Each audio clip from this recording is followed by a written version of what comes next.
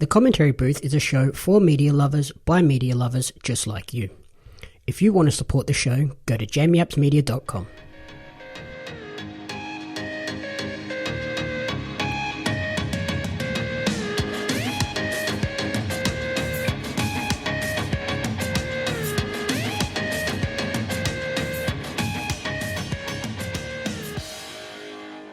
Welcome to the Commentary Booth, the ultimate weekly entertainment recap and review show. My name is Jamie Apps, and each week I'll be joined by a rotating cast of co-hosts to run you through the entertainment media we've consumed during the week. Along the way, we'll provide you with insightful commentary and reviews. This week I'm joined by a freelance social commentator who lists his favourite movie as American Psycho and favourite TV show as Peaky Blinders. Welcome back to the show, Blake Robinson. Good afternoon. What's happening? Not too much, just had the grandparents visit. How's things over your way? Yeah, things are getting back to normal, that's for sure. I'm a bit excited about it. How good's it having the footy back? Well, it was exciting until both my teams copped a bit of a touch-up last night, so... At least we get the Premier League back next week, which is half okay, except for Liverpool. It's all nearly back to normal. It'll be back to normal when the NBA's back, as far as I'm concerned, but it's still a bit messy at the moment. Everything with work still chugging along as normal? Yeah, man, no change, eh? It's just cruising on my end. Friends are starting to go back to work, which is good to see, I guess. Back to the gym today too? All systems are go. Back to the gym today, very exciting stuff. It's been 3 months in the waiting. But that was a fun session then? Yeah, it's good to be back, just doing something, getting back in a routine. Did you feel unfit when you went back in there? No, I actually felt alright somehow. I don't know how, but yeah, it's good. Have you been checking out much in terms of movies and stuff this week? Man, actually, out of nowhere, had time to kill all day today, and I've seen that Garth Brooks documentary on Netflix. I don't know if it's new or not, the footage is from the interviews are from 2019, but I've never seen it on there. It must have just dropped, but I heard nothing about it. It's really good, eh? Just I just halfway through the second part. It's a 2-part series, and yeah, it was incredible. I think it's pretty new. Yeah, it must be. I don't mind country music, so no, I don't mind me some Garth Brooks. Yeah, very into it. It's good, eh? I definitely would not have picked you as a country music person. No, a lot of people probably wouldn't, man. But did you get a chance to see the Taylor Swift one? No, I haven't. Yeah, geez, this was almost better than it, and the Taylor Swift one was really good. Oh no, this is low key really good. I was like, I'm gonna watch this, but yeah, they're all the ones that end up being sick, eh? Like stuff that you don't hear about, and you just randomly find it, and it just blows you away. It's crazy how much stuff they have on there that you have no idea is even on there, and you're like, oh, I'm just gonna start watching random Netflix originals, and they'll end up blowing up. I'm telling you, it just happens. I think that's how stuff gets discovered anyway. One credible person just watches something, then all of a sudden everyone's watching it. That's it. You just need someone with a platform that can be like, hey, you need to watch this show, and then everyone does.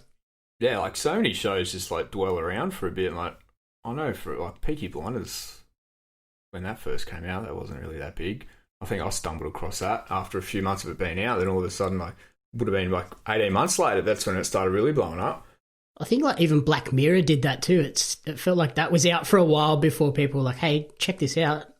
Yeah, it just sits there. But I suppose once people got nothing really else to watch and the hype dies down on other shows and they just dive into other stuff. Yeah, I'll have to recommend the Garth Brooks one to my mum. She loves country music. Yeah, man, big recommendation on it. It's very good. Even as a neutral music fan, it's just a pretty good documentary behind the scenes of his career. Very good. So yeah, I've been doing that this Arvo out of nowhere. Not a bad way to spend a Sunday, Arvo. Yeah, I was quite enjoying it.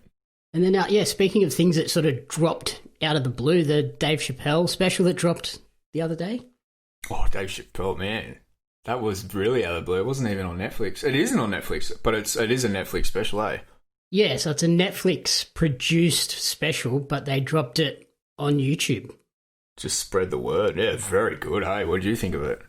Wow, super powerful. He sort of just said it. He always says it how it is, and you just think, well, why couldn't anyone else just say that? But he, incredible, eh? He just nailed it. He nails everything. It's not your typical comedy special. There's not a lot of laughs in it, but it's got such a powerful message behind it. Yeah, it must have. When did it get rid of? Oh, they must have done it last week, or not even. They whipped it up pretty quick, eh? It has like a live audience. Like, it was in the, where was it? It was in his hometown or something. Like, it was like in a paddock. They set it up. Like, it gave me big. I don't know if you've seen those like Kanye West album listening parties he had, like in paddocks in Wyoming. It was sort of that sort of vibe, hey? Yeah, it was. It definitely looked like it was a spur of the moment. How do we get around this? How do we have a crowd in COVID-19 times? Yeah, I think he mentioned somewhere along was in his hometown, wherever that is. I think it's out in Ohio somewhere. The bush. Yeah, it might have been Ohio. Yeah. But yeah, like the topics he covers, it's all stuff that he's been preaching for his whole career, really. But yeah, it was almost, an 8-minute, 40-second highlight reel of everything he's been trying to say for the last 15 years. Yeah, but now it's just like finally people are listening. Yeah, it's already very personal to him. Yeah, crazy how much that 8 minutes and 46 seconds plays into his whole life. Yeah, what did he say? He was born at that was the time of when he was born. Yeah, he was born at 8:46. Another thing that blew me away too, when he said about Kobe and like 8 and 24, that's his birthday, 24th of August, like Chappelle's birthday. Yeah. Is that true? I'm sure it would be. That's mind blowing. Yeah, I don't see why he would make that up. Yeah, like it was almost like it was a bit too good to be true, sort of thing. But yeah, no one's really talking about that much. Like, obviously you got your main like American blogs and whatnot, but like my circles, like social circles and whoever I have online haven't really watched it, eh? Have you noticed many people watching it? No, like literally when you told me about it yesterday, it was the first I'd even heard of it. I seen like hype piece of someone posted it like late at night. I was just cruising and yeah, I was like, what the hell is this? I was like, yeah, when you mentioned it, I was like, where? Like, I was just on Netflix. I didn't even see it. Yeah, it's not on Netflix, though, is it? No, it's purely a YouTube. Yeah, very good. Which I think was a smart move for them so that it can be shared around and more people can see it. Straight away, like, spread to the masses, eh? Yeah, that's what he mentioned. He wanted it. It's just a free platform. And even watching it, like, I learned so much more about all the, like, the events that have built up to what's happening at the moment. Yeah, like stuff I didn't even realise, man, that led to it. The guy that went around killing the police and then all the, like, some of the shootings that I didn't even know about. Like, obviously being Australian, we're not getting exposed to some of those things. Well, this is definitely the most we've been exposed to any of them recently. I can remember a lot of them, like the names. But, yeah, this is, well, just looking now, 15 million views it's got. So it's getting there. When does it say when it was released? Yeah, 11th of June. When was that? 3 days ago? Yeah, 3 days ago. That's a lot of views in 3 days. Crazy. Yeah, that's hectic, eh? Yeah, it's very good. And I don't think it doesn't even have ads on it either, so I don't think they're making any money off it. No, it didn't. It'd be a tough one to get away with making money off, though. Yeah, I think people would lose their mind if they were. Yeah, I'm just trying to see here if it says when it was recorded. Oh, no, yeah, oh, yeah, at the start it says 6th of June it was done. There's a date right at the start. Yeah, well, they really pumped out the production on that one. Yeah, I reckon. It was just like pretty legit stage set up and audience and whatnot. They gave everyone, looks like they gave everyone Chappelle branded masks as they went in. Yeah, and had everyone sort of spread out in seats of two. I'd love to go to one of his shows, man. He's incredible, eh? Like, I'm not massive into comedy, but I appreciate his art. You almost don't even have to be into comedy. He's like a rock star in himself. Yeah, I'd love to go to one of his shows, especially like when he's practicing for a big tour, when you go to a show and it could be 4 or 5 hours long. Yeah, even doing this, like getting there for a special, be good. What else is happening, man? What are you watching? So obviously with everything that's happening, I watched this weekly news program on Netflix called Patriot Act. Yeah, I had a quick look at that. Yeah, I wasn't really sure what it was. It's a weekly program that they release. They're releasing it both. They put it on Netflix and YouTube at the same time. All right, yeah. And it sort of, each week it focuses on a single specific topic from the week of news. With everything that's happening at the moment, it's been COVID-19 related or Black Lives Matter. So what? It's a bit of a piss take and funny take on it, or is it a serious thing? No, it's fully serious, but it's presented in a really entertaining way with a few little gags here and there. Oh, so it is entertaining because I've seen the guy. Well, who's the guy? Looks like a comedian. Hassan Minaj. So yeah, I think he's a comedian as well. Oh, so he's yeah, right. And it's just got this incredible like video wall and video production behind it, which makes it easy to watch these news-based programming with all the facts and everything to back it up and interviews. So let's go. How are they leaking out the episodes? What are they doing? Every week. So every Sunday. Oh, so yeah, right. Every Sunday for us at 5:00, there's a new episode. Just a bulletin sort of thing. Yeah, half an hour. Simple, easy to watch. Like last week was Black Lives Matter. The week before was how coronavirus is impacting the US economy. There's been ones about hype beast culture and sneaker culture. Yeah, see. Any notable favourites? Anyone that I should just go straight to? This last week's one about Black Lives Matter was a really powerful one. The sneaker culture one is really cool. Yeah, that'd be sick. It's definitely something I'll be into. Yeah, it's one of those ones where if you can either watch it week by week or you can just go through and find specific topics. So you're like, oh, I want to learn about that, and it gives you enough information. Yeah, for sure. That's probably what I'm going to have a look, duck through, see what I like. It's a really good way to get your news. If you're not super keen on watching the news every week, you can at least watch this and get one topic that's interesting. There needs to be more of that sort of stuff, I reckon, eh? But we're all sick of seeing or hearing the same stuff like fed to us in the same manner. But yeah, we need something that we're actually going to like listen to and comprehend properly. Yeah, be interested in. Especially when there are people that like they just can't stand the news, whereas this gives it to you in an entertaining way, and you might have a little bit of a laugh here and there. So yeah, I suppose that's the lack of some of the late shows in America did good for, I guess, like your Kimmels and whatnot. Like they made your piss take on it, but they did brush over sort of stuff like that and told you what you wanted to hear. I wonder when they're going to fire back up. They haven't been recording at all, They've been out of action for ages. Oh, it's because they're sort of built on having that live crowd, and it'd be weird without them. I know a couple, I think, Ellen was trying to do like a live stream thing at home. I don't know how that went. No, you got to do something, eh?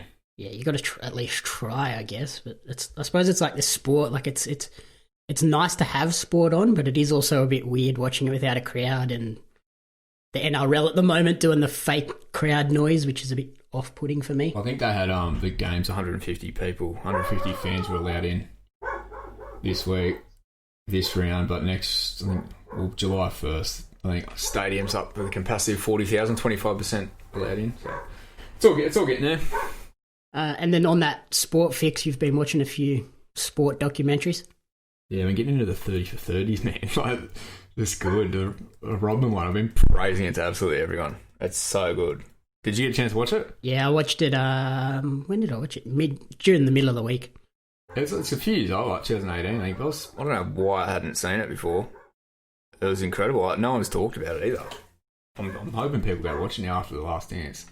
Because every episode of The Last Dance, you just wanted a bit of Rodman, didn't you? Everyone was hoping the next scene was going to be just Rodman talking some shit. He was definitely the most colourful character in that whole series. But yeah, he's 30 for 30. Yeah, very interesting, like his upbringing. He come from like a very white, racist town in Oklahoma, and just how he was treated in his family. Like he was one of his sisters, basically. Like there's no surprises now at all how he turned out. Like his flamboyant personality, like cross-dressing and that now. Like you can see why, because he did it when he was a kid. Like he didn't have any male like figures around him. Yeah, and the way he, like his sisters dressed him up and everything, like that was the most incredible part of the doco. Like that was all stuff that I had no idea about. Yeah, incredible, eh? How he ended up living with that white family who were how weird was that? Actually, really quite racist, apart from the way they treated him. Very. Yeah, they had lived on a working farm, and the dad had shotguns up on the walls and whatnot. The way he was treated in that town by everyone else too, like yeah, very shy kid, but he sort of got how he got into basketball. He wasn't really keen on it because he was short too, but then he grew. Yeah, he grew a foot over summer or something. Like that's insane. Yeah, it was something crazy. Yeah, very interesting though. That he went from 5'5" to 6'5" over the course of 1 year or something. Yeah, inhumane. Like, everyone was like, "Is this the same person?" No wonder he started playing basketball though. Like, Yeah, but he's actually I was really captivated by his like how he went from he got with the Pistons, then he sort of when he went to Spurs, San Antonio, that's when he really turned into Dennis Rodman we know now. I think when he started, it seemed to be when he started dating Madonna, that's when he clicked. She sort of changed him a bit. yeah, he realised that the personality thing can really take you a long way. Yeah, she brought so we got Madonna to thank for the Dennis Rodman we know today. But even when he was with the Spurs, he does not fit the culture of that town and that franchise at all. Oh, no way. Like, even when David Robinson was there, it was such a chill. Yeah, they weren't having a bar of it, hey. They're like a goody two-shoes. Well, he was coming from Pistons and that Detroit team of the bad boys. But he didn't fit in there at the time. When he was playing there, he would have been more ideal there, and later in his career, he would have fit right in. And oh yeah. He was always sort of the outcast of his team. He went from like a goody boy on a bad boy team to the bad boy on like a goody two shoes team. Sort of worked backwards. Yeah, went and joined the Spurs with David Robinson, who's like classical piano training. Yeah, man. Yeah. But I'm surprised he got as far as he did in his career. Eh? He was self-destructive. Played professional.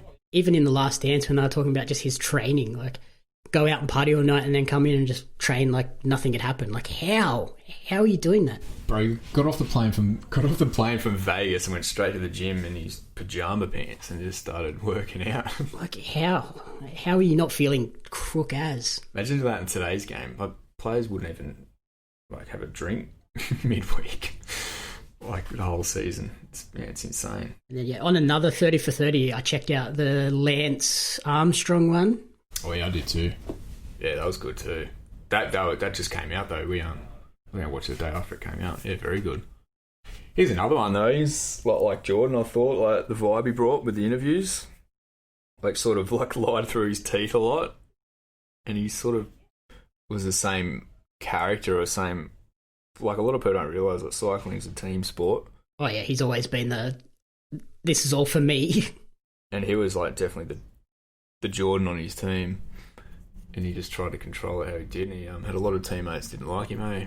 Because he was so dominant in that system. Either you work for me or you get lost, like I don't want you here. Yeah, won 7 Tour de France's, bro. It's like unheard of. Yeah, because he had other riders on his team that they thought they were going to win the race. And he's like, that's not how it works. Like, I win the race and you guys help me win it. But that makes sense too. Like, that is how it works. Like, you can't split it between 3 or 4 guys, because then it just wrecks the team for everyone. Yeah, exactly. But I think he's very hated, isn't he? Like, he hasn't got a good reputation in the public eye. Oh, definitely not. But I think that's just because I thought it was a bit hard done by, but it sort of makes sense. Because it's just the way he lied about his drug use and whatnot. But it was a big cover-up for his cancer, though, and I think he used cancer as a cover-up, which I think, like, cancer's close to a lot of people's hearts, and he just used that as his cover-up. Yeah, he obviously has no remorse. Like, no, not at all. The way he speaks about it in the interview, he's pretty much saying, if I had the chance, I'd do it all over exactly the same way. Yeah, he doesn't give a shit, eh? You could see he's pretty ice cold. He's no remorse at all. You can see bits of evil in his eyes too, eh? But I rate him. He's a character. Oh, he's definitely still, like, one of my favourite people. Yeah, bro. All those guys at the top of their game, like Lance, like Jordan, I don't know what, Tiger Woods, Kelly Slater, they're all the same people. Like, you don't get to the top without being like that. Yeah, you have to have that competitive edge. And just the way that, like, everything that he's done for cancer since he had it, like, he obviously does care a lot about the cause. Oh, even though there's no denying he did a lot for cancer, like with Livestrong and whatnot. They'd never seen anything like it at a time. Like, and a quote in that 30 for 30 was they had a cancer patient on, and she said, like, he almost made it like cancer was the cool kids club. Like, if you had cancer, like, you were considered, like, they were like, that's the sort of aspect that he brought out in cancer at the time. And he opened up people's eyes to the fact that chemo can really affect fertility. And, like, that lady that... Yeah. She said she was going in for chemo, and if it hadn't been for her reading his story, she'd have had no idea that she should freeze her eggs and embryos and stuff. Otherwise, she would have never had kids. Yeah, I think a lot of people need to watch it. Like, he definitely, like, he really did care. Yeah, I think the biggest thing, though, is, like, did the doping contribute to the cancer? Like, it has to have, surely. Yeah, well, in one way or another. Either he was always had that cancer there, but I assume the doping made it grow so much quicker. I think he mentioned too, he was sort of got hard done by. Like, and one of his teammates said it too. Like, everyone was doping in that sport. I think in one of the tours that he won, they proved that to find the next winner, you'd have to go down to like 8th place to find the first clean one to find the next winner. Yeah, that whole period of cycling was just filthy as everybody. Yeah, everyone was doping, but like, he was just a pin-up boy for it, I guess. If you weren't doping, you had no chance. Like, you had to be on it to be even somewhat competitive. Yeah, I think it's still the same today, to be honest with you. It's tough. Yeah, I wouldn't put it past them. Like, they're that far ahead of the testing regimes. Like, even when they started finding the like the idea of blood doping, like, that's just insanity. Yeah, well, at the moment, like, you could call him the current Lance Armstrong with cycling. Chris Froome, he's won the race 3 times in a row. He's probably the most successful since Lance. He, I think he's gotten off, or did he get banned for? I can't remember. Might have got banned for a year, but he was using a special asthma medication that was legal, and he did have asthma, but it did help him with his breathing. Yeah, I know he got popped for having too higher levels of like Ventolin in his blood. Yeah, it was only Ventolin. Yeah, it was basically just a puffer, but yeah, they have a set guideline of you can only have so many puffs, and he obviously was taking more than that and was just hoping his levels had dropped before they tested him. Like, knew it gave him an edge, but even in the Olympics, though, they hold tests for years, though, don't they? They can sting you like 3 years later and an Olympics before and just strip a medal off you. Even Lance, like, he got popped for that cortisone, and he was just lucky that it happened to be the specific type of cortisone that was also in the cream for saddle sores. So it's like, oh, that's all it was for. Yeah. Like, if it had been that one other type of cortisone, he'd have been stuffed, and he never would have had a chance to get those other 6 titles. Can you imagine if they didn't? Like the legacy he'd currently have at the moment, he'd easily be the biggest sportsman of all time. Like, he doesn't even get a mention in conversations now. Like, he did achieve those things, fair enough. Like, imagine how many other athletes that we talk about, the greatest athletes of all time, that have like gotten on it we just don't know about. Especially when you look at it, that the sport was dirty all across the field. Like, he still won. He beat other dirty athletes. Like, he wasn't the only person. Yeah, you can't take that away from you. That's what they said. Like, yeah, I know. It's he's gotten hard done by, I think, regardless of what he's done. Like, it's an incredible feat. Yeah, I don't care like what you're taking. If you can do 7 in a row, that's it's incredible. And like, even when you look back at him as a kid doing those early triathlons, like, he was beating professional athletes at 17. Yeah, he's a natural freak. Naturally a gifted athlete. I think the doctor first approached him about something like that when he was like 15 or 17. I was reading something afterwards. But yeah, amazing. Another one everyone should watch. Yeah. Just to change your perspective about someone. Yeah, the 30 for 30s have been... They're good, man. I mean, I reckon they're going to start pumping more out. Well, yeah, I'm already seeing... Every day I see a new article about a documentary series that's coming out.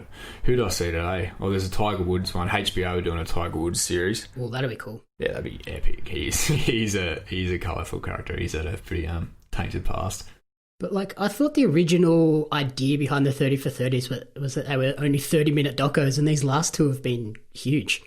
Oh man, the Rodman one was like 2 hours and 40 minutes. Yeah, and then the Lance one was 2 lots of 2 hours. But if they've got the content there and like they're covering athletes of the caliber of these guys, like, go for it. It's what people want to see, man. It's the content people want. I think, what's the next one? Oh, is ESPN doing the Kobe one? Because they followed him around in his farewell season. That's gonna be huge. That's gonna hit hard. Oh man, that's gonna be a big one. But what else have I seen? There's another athlete they're doing one for. Keep them coming, I reckon. Oh, especially after the success of The Last Dance, they're just going to be coming thick and fast now. astronomical. But yeah, it's good to see like other people getting on board, like HBO and whatnot. But yeah, there was the HBO doing Tiger Woods, and I've seen HBO doing another one. I can't remember who it was. It's gonna be good, but need a Roger Federer one, that's for sure. Yeah, Federer one would be cool, except he seems like such a clean cut. Reserved. Yeah, he is. He's definitely got some Mamba mentality about him, the way he goes about his work. But yeah, he's a bit clean. You need to go back and watch I think there's a Ric Flair one. Oh yeah, he's a wild man. Oh, actually, that's what I was going to ask you about the Undertaker one. I still haven't watched that, but apparently it's really good. I haven't watched it yet either. I'm waiting for for the whole lot to come out so I can just watch the whole lot in one go because they were releasing them week by week. I think they're finished now. Oh, what? Oh, really? Oh, I thought it came out a while ago. Yeah, because I remember when it first came out, people raving on how good it was. Yeah, when it first dropped, it was like they were doing an episode a week, and I think right. I think there was 4 or 5 episodes, so it should, if it's not finished, yeah, hectic. I'm not getting into that. And then I'm going to sit down and pump them all out in one big go. Yeah, for sure. It's the way to do. I wish my mate did that with The Last Dance. I was like, "You watching?" He's like, "No, I'm saving it." And he did. He waited until it was out. I don't know how he did it. Especially Last Dance, when so many people were talking about it. Like that, with that much talk about it, I know I would have done my shit in. But he finally watched it, and he's been watching like 2 a night. He's been messaging me, telling me about it. I'm like, bro, what did I tell you? I'm going to watch it again soon, I reckon. The Undertaker one looks really cool because like that guy's had such a long career, and he's reinvented. He's old, eh? He's reinvented himself like 3 or 4 times, like with the Undertaker, but as a slightly different character each time, which is crazy. Yeah, he's retired. I don't know much about him, but he's retired a couple of times. I think that's what mainly it's about, about him retiring and then coming back and. Yeah, so he said he was done, and then a year later at the next WrestleMania, he was like, "Oh, I actually don't feel that bad. I can probably go another match or 2," and then did. But that's the thing with wrestling too. Like a lot of wrestlers do that. You sort of, if you feel like you can go a match, like, and you can tell the story. You're essentially a character on a show too, though. Like, yeah. Do they get much of a say? What will they do? Like, we will kill you off, or yeah, they don't ever really kill characters off. They kind of just disappear. But yeah, Undertaker has that sort of respect in the company where if Vince wants to do something with him, he's going to ask Undertaker. He's not going to be like, "Okay, you're doing this." Yeah, and then it's up to Taker to be like, "Nah, I'm not. I don't feel comfortable doing that, or I don't feel like I can." Sort of like coaching LeBron, sort of just work with him. Yeah, it's the same with Cena too. Like they ask him, like, "Are you available to do this? Who do you want to work with?" Like he has a lot of say. Sure, he's not available. He's doing that many movies lately. Yeah, he's hardly ever around now. But when he comes back, he gets to choose who he's working with and what the story is. Has he been wrestling? I feel like he would just sell out arenas. Like massive if he wrestled. Not a lot. He sort of shows up when he's available, or. Oh, is he just Rock? I don't really know much about it. Eh? In that sort of vein with The Rock at the moment, where he's a superstar, man. Yeah, he's just saying off doing movies and then comes back as a special attraction. Because Rock just came back too, didn't he? Wrestling? Because he was out for a few years. Yeah, not for a while. He was back last year, and then Cena came back for WrestleMania this year, and then disappeared again. So. He'll come back when he sees a young talent that he wants to help push to the next level. Yeah. And Ronda Rousey's gone too, eh? Is she? Did she ever falling out? She left to go and have a kid. That might have been it, yeah. I think I was saying something, they were playing it out like it was all drama. Yeah, because she pretty much said that if it was a real fight, she'd kill anyone in the ring, which is fair. Like, yeah, you would, because you've actually trained in it for your whole life. Yeah, exactly. Yeah, like you actually train to hurt, not trying to pretend to hurt, I guess. Yeah, these people have trained to put on a story and create a show. Like they're not trained fighters like you are. Yeah, like you will kill anyone.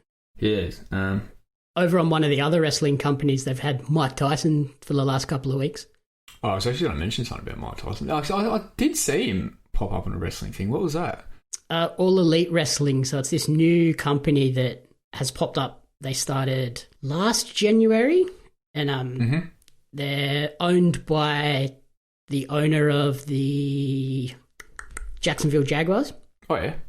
So they've got cash behind them to rival WWE, and they've just been signing all these Yeah, I'm sure I've seen a ludicrous figure that they paid him to be on that. Yeah, so they're signing these like independent talents and fresh up and coming faces. What was the company called? All Elite Wrestling. I'm googling right now to see what his fee they paid him. He's been in a bit of a storyline with Chris Jericho. Oh, AEW. AEW. Yeah, right. Which is another guy that's been around for years. Yeah, so have they sort of been just poaching wrestlers? They haven't officially announced a match, but they've just been like teasing that they're at some point doing Chris Jericho versus Mike Tyson down the road. Yeah, I don't think Tyson knows what he's doing at the moment. I was because I was listening to the radio this morning. They were interviewing Jeff Fennick. He rang up. I didn't realise Jeff Fennick like trained Tyson for years. You know, he's like one of the closest people to him. And Jeff Fennick was just saying a couple of months ago that he was training with Tyson over in America. Like, and Tyson was saying like, "Hey, I think I'm going to get back into it." And Jeff was saying like, "Yeah, I just had to sort of keep it hush-hush until he went public with it." But now he's sort of, he doesn't reckon he's going to do it, eh? Surely not. Like, he's that's a bad idea at that age to get in there and fight someone that's... Yeah, he said he's still got it, but I've always just known Tyson to say like he didn't even, at a point he didn't want a shadow boxer because it reminded him like of the animal he used to be. But now all of a sudden he's back in the gym hitting the heavy bag. Mm. Don't know what's going on, man, but he's fit as a fiddle, eh? Oh, crazy. It'll be an attraction, whatever he does. I definitely want to see a Holyfield rematch. That'd be insane. That'd be the biggest fight ever. You see, I could see him fighting someone like that. Like, they're the same age. Like, they're on the same level. Like, yeah, they're both like same story. They've got so much history together. Like, they're both like training again. Yeah, don't go and try to fight one of the young, in their prime fighters now. You'll just get murdered. Probably one of the best podcasts I've listened to was are you aware of Mike Tyson? He's got his own podcast. No. It's called Hot Boxing. Of course it is.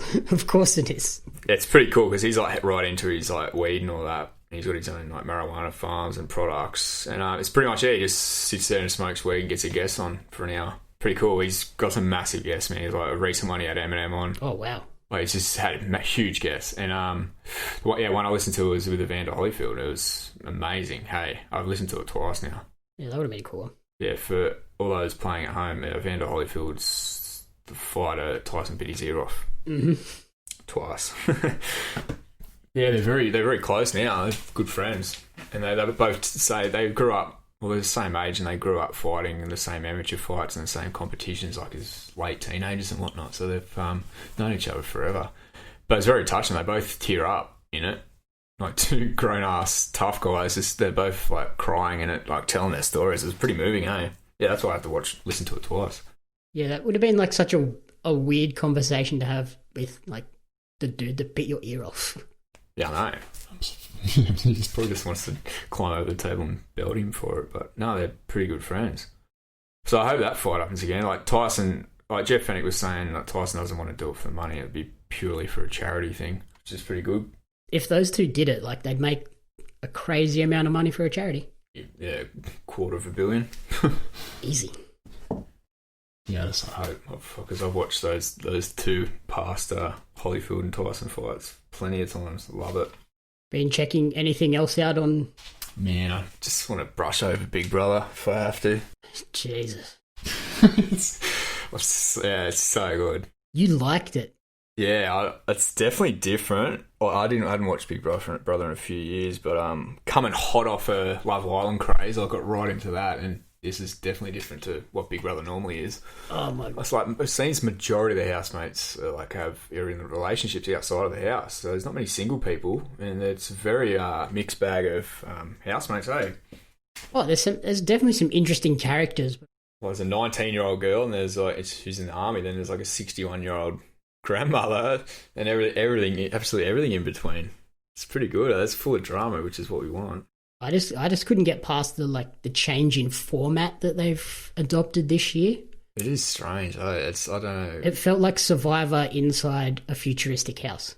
Yeah, it's almost like a bit of a Ninja Warrior vibe, isn't it? Yeah, like each week or each episode, there's like a crazy challenge. You know, it's like they seem to have a lot of money though. That house is pretty nuts. And where it was too. Like it's built out it's off the headlands of Sydney. Yeah. Yeah. In Manly, yeah. Is it Manly? Yeah. Yeah, but like I just watched it and I was like, It's weird. I'm not a fan of the pre-recorded nature of it. Yeah, I know, because we've always known Big Brother was like live house and like live evictions and whatnot. Like it feels like it can be so manipulated with the editing and... Yeah, I know. Watching the very first episode, it just felt super rushed. Like I didn't feel like I got to know any of the people properly. See, that's what I think. Yeah, well, half the people they don't even introduce. You don't even know their names. Like that blonde kid, like, what's he still... Xavier, I think his name. He's like, he barely speaks. There's a couple of the girls that barely get a run. Sort of they've picked their characters and they're sticking with it. But I think the ones they've chose are pretty promotable, marketable. But yeah, that's another thing when you said it feels rushed. I reckon it could have been too, man, because they were stuck in the house like when lockdown started, so they wouldn't have had any idea what was happening.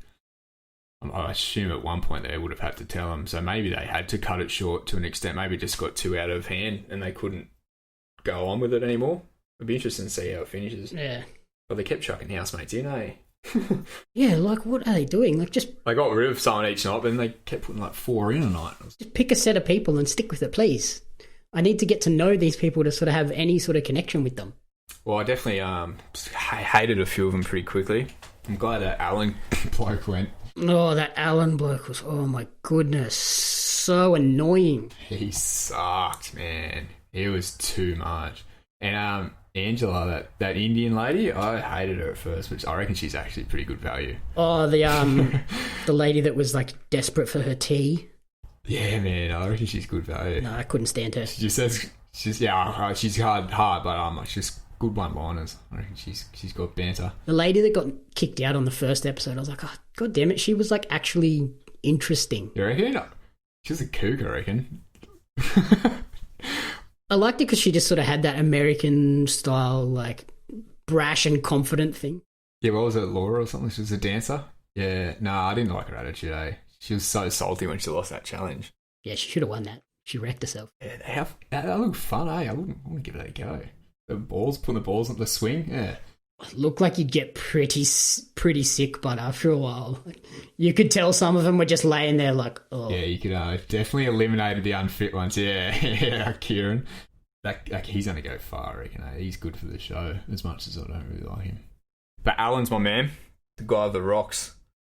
With the Crocodile Dundee hat. Oh my God, yeah, that guy's pretty funny. He's amazing. I can't get enough of him, eh?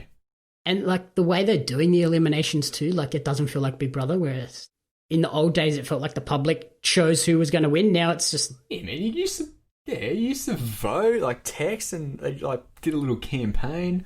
There's not even that much diary room action. Like I remember the diary room used to be a hive of activity. It was like the focal point. Now it's just, I don't know. Like I'm enjoying it, but it's not Big Brother as we knew it. No, it's definitely a different show. Same aspect, but no, completely different. Like I missed Big Brother up late and like people shacking up together and like hooking up in the showers. That's where it was at. Now it's just all everyone's like got their own bed and it's very G-rated. Yeah, it's a very different show, but like I guess if you really like Survivor and the sort of challenge aspect. Yeah, I've never watched Survivor, but it does seem like it's the same. I suppose that's what we've got Love Island for the raunchy stuff. Yeah, you can stick to that one and Too Hot to Handle. No, I haven't seen it actually. I think we'll draw the line there. From the sounds of it, if you like the raunchy stuff, that's the one to go for. Yeah, I'm scared to watch it because I will end up liking it. That's like with a lot of things. I just refuse to watch it because I will end up enjoying it a bit too much. I've got too much on my plate at the moment with stuff to watch. You end up stuck watching this trashy show for 8-9 hours. Oh, bro, tell me about it. Yeah, I'll do that too. I'll just bang it all out. Then I'll be left upset because I've got nothing else to watch. Like now what? I just want more. If you want one to avoid, definitely don't watch Artemis Fowl on Disney+. Oh, I still haven't got Disney+. What is it? It's a screen adaptation of Elon Colfer's young adult fantasy novel. And who the hell is that? Some dude that writes like kids novels, basically, like teen novels, and it's like about this young boy whose dad gets kidnapped, and he finds out that his dad's like this criminal mastermind. But there's also fairies and trolls and like supernatural elements involved. Yeah. So it's a show? No, it was just a movie. Oh, right. It was like originally planned to be like a proper Disney in cinema release, and then... So you can tell why it's just ended up on there. Yeah, like with all the coronavirus and everything, they shifted it to Disney Plus, which, yeah, in my opinion, is going to be the most beneficial thing they've done for this movie. Hey, what do you think about, like, is this going to be, someone mentioned this to me the other day, is there going to be like a flat spot for the next year or so in stuff getting released? Like, because they haven't been filming anything. What do you reckon is going to happen? Like studios and that, they haven't been, was like a few months off, not really. We won't really notice because they got stuff. I think they're going to end up being... Because movies haven't really been releasing anyway, have they? So they probably, once those get pushed back, they'll drip feed those out. Yeah, that's what's going to save them. They've sort of, everything that should have released in the early part of this year has shifted either to later this year or early next year. Because some things did go straight to streaming. Yeah, like Invisible Man and a couple of others did, and this Artemis Fowl thing moved. Pretty keen for Bond though, eh? Yeah, so that got shifted. Fast and Furious got shifted. That's going to be real good. I think apparently it's coming back forward a little bit too, because what was it meant to come out like March or April, Bond? And they pushed it back to November. I think they're bringing it forward again now. I might have seen something today online. Didn't read it, but that could be what's happening. Yeah, well, if cinemas start opening, they're going to need these big... Yeah, I haven't heard anything about cinemas, have you? July. Oh, yeah? What, July 1? Well, I don't know if it's July 1. I think it's like July 6th. There's... Surely Hoyts can get away with it anyway, because it's just all recliners now and everyone's pretty far apart. Yeah, like they just have to spread people out. Like even if they only did every second seat. Just breathing in dirty, recycled cinema air. Yeah, like this week I got my first, as part of my work, we got our first, hey, we're doing a preview screening for this at the cinema. Like, do you want us to come to it? Hectic, where at? It's at... In George Street? Palace Cinemas, but oh yeah, I'm sending a different writer to it because it's not a movie up my alley, so I just sent them. Yeah, true. But yeah, like they're starting to sort of do these preview screenings now, whereas before, if a movie was coming out, they were just sending us a link to watch at home. You can't stop the world forever, eh? Getting back into normal now, thankfully. Yeah, it'd be good, man. I've been keen to start getting out again, doing shit like that. Yeah, like I think moving this Artemis Fowl to Disney Plus will probably end up being the best thing for it, because now that it is available on this streaming, I think people might actually give it a shot. I don't know if people are going to be still hesitant to go out. Well, I thought that with the gym, like maybe you'll have your wave of people wanting to rush back, but at the same time, the other half of people want to stay away from a while, and it just ends up leveling out, so you might not even see a difference. It's probably the same with movies, eh? Like there were heaps of people that just want to get out and do stuff, at the other half would just want to be a bit more reserved and probably just be normal again. Like we won't be dead, but we won't see a rush. Yeah, I think Tenet will be the first one that like gets everybody that loves movies back into the cinema. I just looked up Artemis Fowl. It looks terrible, bro. It's bad. It's real bad, bro. Yeah. It's $125 million US budget. Jeez, looks crap. They did not make that back. Like it's all like the only good parts are the CGI bits. Yeah, right. And then like it's so rushed, you don't get to know any of the characters. Oh, it's got Judi Dench. Did you mention that? Yeah. She is not great at it. She's like as bad as she was in Cats. Well, is Cats bad? Yes. I only seen the trailer for it when I was at the movies, and I was like, oh, this actually looks alright. It's bad. It's real weird. Does it just go for too long? You're like, oh, I'm over this.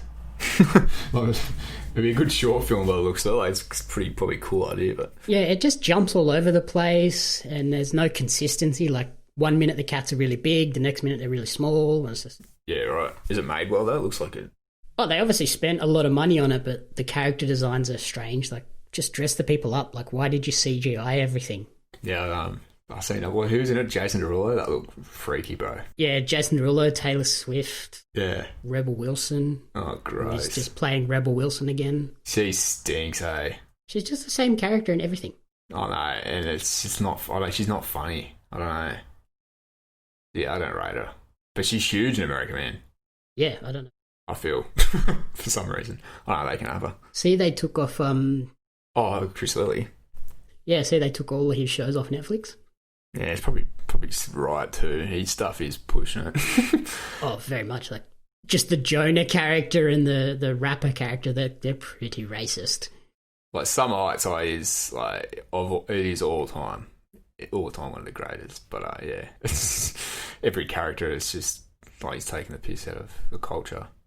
He's done that with all his shows though. Like, what was it? He did a show. It was like his character was just blackface. like that was a few years ago. Imagine doing that now. You're in jail. Yeah, like I think that's the main reason they took it off. They were just like, oh, no, we can't have this on Netflix. Yeah, it makes sense that his stuff's been taken down, but it should forever be iconic, though. But yeah, so he sort of only made his entertaining off being offensive. But hey, it's still entertaining, I guess. Can't please everyone. That's pretty much everything I've watched this week. You check out anything else? Yeah, man. Yeah, that's pretty much it, too, eh? Just want to get back to this Garth Brooks. Watch the last bit of this Garth Brooks doc. I'm so into it. Okay, what's your top recommendation? Then we'll let you get back to it. Yeah, Garth Brooks, bro. Everyone watch it. It's actually called Garth Brooks, The Road I'm On. It's on Netflix. Okay, sweet. I'll have to find that one and recommend it to my mother because she will love that. Give it to your mum to watch. And then for me, it's such a toss-up between... Artemis Fowl, for sure. Yeah. If you want to hate your life for the next week. It's a toss-up between either the 30 for 30s or Patriot Act. Pick a 30 to 30 out of Rodman and Lance. Which one do you reckon? Rodman, just because it's a bit tighter and a bit more comprehensive. Yeah, I was telling people it's almost as good, if not better, than The Last Dance. I was real into it, vibing off it. Oh, I learned so much about him, like crazy. Yeah, it was very good. Yeah, I think for my top recommendation, though, I have to say Patriot Act, just because it's so informative. All right, yeah, I might go flick back for the episode, see if what you mentioned, that hype beast one, that secret culture one, that's definitely something up my alley for sure. Yeah, I reckon there'll be a few that you'll pick out and be like, yep, have to check that one out. Yeah, for sure, I'll suss it out. Okay, so thank you for listening to the commentary booth. If you've enjoyed the show, please remember to rate, review, and subscribe on iTunes. It really helps us grow. You can follow me on social media at JamieAppsMedia, and you can follow Blake over on Twitter at Captain Crumbs with a Z. The Commentary Booth is a fan-funded production of Jamie Apps Media. You can support the podcast alongside our magazine Jam Zine over on Patreon at patreon.com/Jamie Apps Media. The following people supported at the Jam publisher level or higher, and you cannot fathom how incredibly appreciative we are for their support. Brian and June Hart, Caitlin Fitzgerald, Courtney Paulson, Tracy Apps.